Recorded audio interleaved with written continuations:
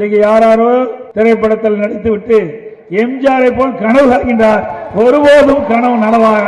புரட்சி தலைவர் எம்ஜிஆர் அவர்கள் உயிரோடு இருக்கின்ற பொழுது கொடுத்து கொடுத்து சிவந்த கரத்துக்கு சொந்தக்காரர். இந்த மண்ணிலே மறைந்தாலும் அவர் இன்றைக்கும் மக்கள் மனதிலே வாழ்ந்து கொண்டிருக்கின்றார். அவர் இறந்த பிறகும் தன்னுடைய சொத்துக்களை வாய் பேசாதவர் காது கேளவருக்கு தன்னுடைய சொத்தை கொடுத்து அந்த குழந்தைகளை காப்பாற்றிய பெருமை நம்முடைய தலைவருக்கு ஒருவருக்கு மட்டும்தான். திரைப்படங்களில் மக்களுக்கு என்னெல்லாம் செய்தோம் என்று சொன்னாரோ அவை எல்லாவற்றையும் முதல்வராக வந்து செய்து காட்டியவர் நம்முடைய தலைவர் புரட்சி தலைவர் எம்ஜிஆர் அவர்கள். கல்வி பொருளாதாரத்தில் ஒரு சமூக புரட்சி செய்தார்.